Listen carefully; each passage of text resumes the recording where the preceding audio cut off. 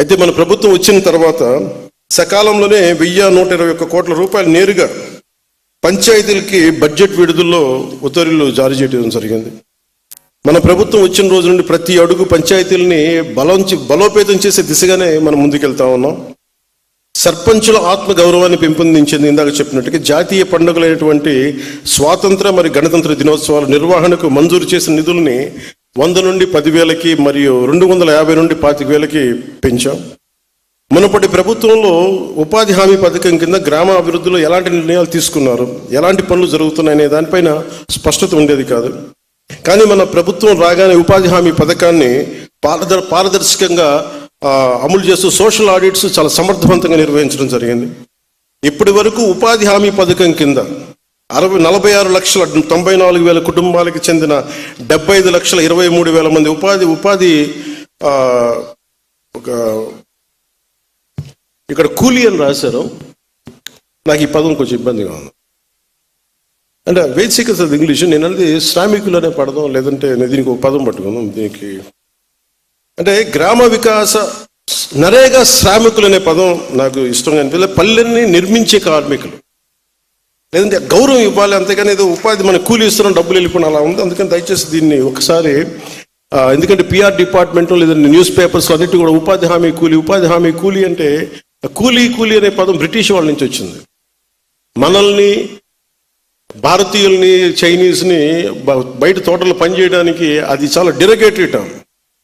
అందుకని దయచేసి ఆ పదం మనం వాడద్దు.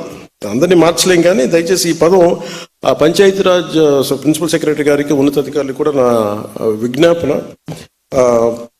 ఇంకొక కొత్త పదం ఏదైనా పట్టుకుని నరేగా శ్రామికులను అనండి, లేదంటే గ్రామ వికాస శ్రామికులు అనండి. శ్రామికుడు అనే పదం వాడండి దయచేసి. అందుకని ఈ ఉపాధి హామీ కింద గ్రామాభివృద్ధికి ఎలాంటి మనకి ఈ ఉపాధి శ్రామికులకి వారి సొంత గ్రామాల్లో ఉపాధిని కల్పించాం. 24-25 ఆర్థిక సంవత్సరంలో 24,23,00,000 పని దినాలను 5,10,000 కుటుంబాలకు 100 రోజులు పని కల్పించాం. మన ప్రభుత్వం ఏర్పడిన వెంటనే పంచాయతీరాజ్ వ్యవస్థకు జీవనాడైనటువంటి గ్రామ సభలను చిత్తశుద్ధితో సమర్థవంతంగా నిర్వహించగలుగుతున్నాం. గ్రామ సభల ద్వారా గ్రామ స్థాయిలో ప్రజల అవసరాలను గుర్తించి ప్రాధాన్యతతో కూడిన నిర్ణయాలు తీసుకుంటున్నాం. ఇలాంటి దృఢ సంకల్పంతో ఒక్కసారి 13,326 గ్రామ పంచాయతీల్లో గ్రామ సభలు నిర్వహించి ప్రపంచ రికార్డును కూడా మనం సాధించాం. గ్రామ సభల్లో తీసుకున్న నిర్ణయాలను పల్లె పండుగ ద్వారా పూర్తి చేసిన పనులు మీ దృష్టికి తీసుకొస్తాం. 4,000 కిలోమీటర్లు సిసి రోడ్లు నిర్మించాం. 21,564 గోకులాలు నిర్మించాం. 12,950 నీటి తొట్టులను, అంటే మనకి మూగజీవాలకు కావాల్సిన నీటి తొట్టుల్ని నిర్మించాం. 20,286 ఫామ్ పౌండ్స్ని తీసి మనం పూర్తి చేశాం. ఖర్చు చేసిన మొత్తం దాదాపు 10,669 కోట్లు. ఇదంతా ఒక సంవత్సరంలో, ఇంకా అవల కరెక్ట్గా చెప్పండి 9 నెలలు. ఈ విధమైన పంచాయతీరాజ్ బలోపేతం కేవలం మైదాన ప్రాంతాల్లోనే కాకుండా గిరిజన ప్రాంతాల్లో కూడా పంచాయతీ విస్తరణం, అంటే panchayat extension to schedule areas PESA దీని కింద బలోపేతం చేసే దిశగా మొన్నే అడవి తల్లి బాటని కార్యక్రమాన్ని ప్రారంభించాం.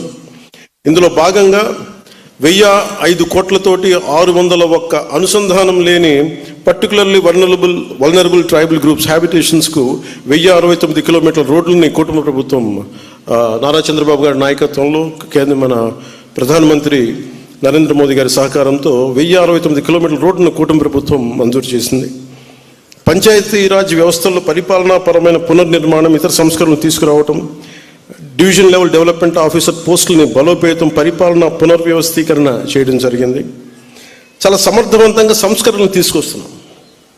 అంటే చాలా కొన్ని ఏమో ఇబ్బందికరంగా ఉన్నాయి, కొన్ని ఒక ఆర్డర్లో లేవు. అందుకని ప్రత్యేకించి పంచాయతీరాజ్ బాగు కోరుకున్న చాలామంది, వెంకటకృష్ణ గారు లాంటి అధికారులు కానీ, శశిభూషణ్ గారు లాంటి మన ఉన్నత అధికారులు కానీ, వీళ్ళందరూ కూడా ఇది సమర్థవంతంగా తీసుకెళ్లి క్యాబినెట్ దాకా అప్రూవల్ కూడా జరిగింది. So it will be more transparent and more effective in future.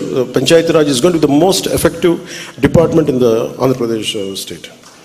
ఇంతకుముందు గ్రామ పంచాయతీల్లో ఆధారంగా గ్రేడింగ్ చేయబడేవి, కానీ ఇప్పుడు మన ప్రభుత్వం జనాభా ఆధారంగా గ్రేడింగ్ చేయబోతుంది. దీనివల్ల ప్రజలకి అవసరమైన కీలక సేవలు సమర్థవంతంగా అందేలా చేయగలుగుతాం. పంచాయతీరాజ్ మరియు గ్రామీణాభివృద్ధి శాఖ ఉద్యోగులు, విధులు, బాధ్యతలపై శిక్షణ ఇచ్చేందుకు వారి సామర్థ్యాన్ని పెంపొందించే శిక్షణలో రాష్ట్రీయ గ్రామ స్వరాజ్ అభియాన్ ర్యాంకింగ్స్లో అంటే ఎక్కడ 24వ స్థానం గత ప్రభుత్వంలో 5 ఏళ్ల వాళ్ళ పరిపాలనలో ఇక రాష్ట్రీయ గ్రామ స్వరాజ్ అభియాన్ ర్యాంకింగ్స్లో మన 24వ స్థానంలో ఉన్నది గౌరవ ముఖ్యమంత్రి శ్రీ నారా చంద్రబాబు నాయుడు గారి నాయకత్వంలో గౌరవ ప్రధానమంత్రి శ్రీ నరేంద్ర మోదీ గారి నాయకత్వంలో మన రాష్ట్రం 24వ స్థానం నుంచి 9 నెలల్లో 2వ స్థానానికి తీసుకొచ్చాం. అంటే చిత్తశుద్ధి కనుక ఉంటే అత్యంత తక్కువ సమయంలో చేయగలం అనడానికి ఇదే నిదర్శనం.